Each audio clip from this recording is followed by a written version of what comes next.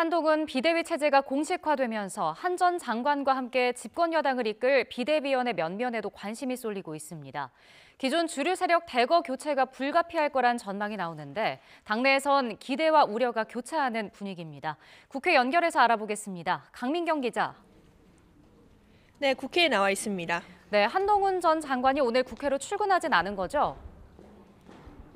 그렇습니다. 오늘 국회에 올 가능성은 낮아 보입니다. 국민의힘 관계자들은 아침 YTN과 통화에서 오늘은 한 전 장관을 국회에서 만날 가능성은 크지 않다고 입을 모았습니다.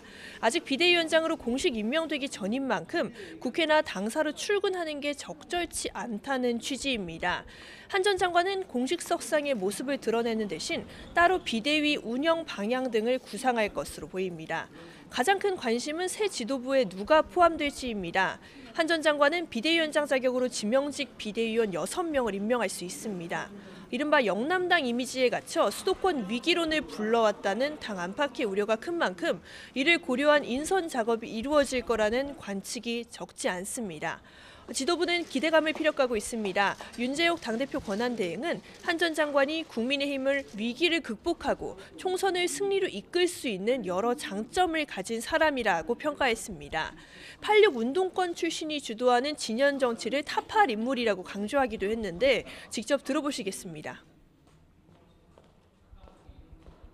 한동훈 후보는 젊음과 새로움으로 우리 정치에서 수십 년 군림해온 운동권 정치를 물리치고 탈진영 정치, 탈팬덤 정치 시대를 열 잠재력을 가지고 있는 분입니다.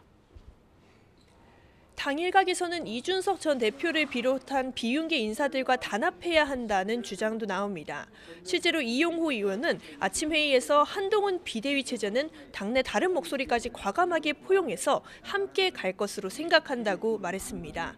이에 대해 이 전 대표 측 관계자는 YTN과 통화에서 한 전 장관이 만날 이유가 있으면 연락이 올 것이라며 대화 가능성을 완전히 닫지는 않았습니다.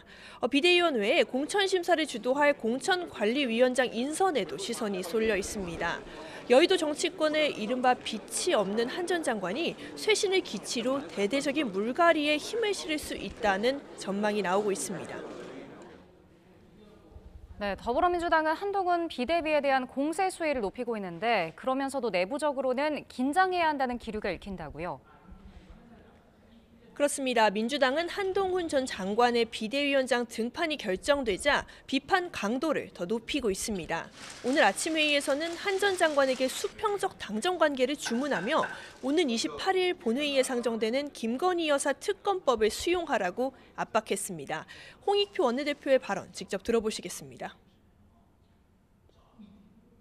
쌍특검은 물론이고 해병대원 특검, 국정조사, 양평고속도로 국정조사 받는 것이 바로 그것이 혁신이고 한동훈 비대위원장이 해야 될 일입니다.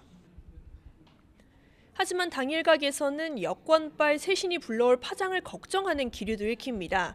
여당은 스타 장관, 정치 신인, 또 70년대생이라는 한 전 장관의 필두로 쇄신의 물꼬를 튼 반면 민주당은 상대적으로 변화 움직임이 더디다는 우려가 나온 겁니다.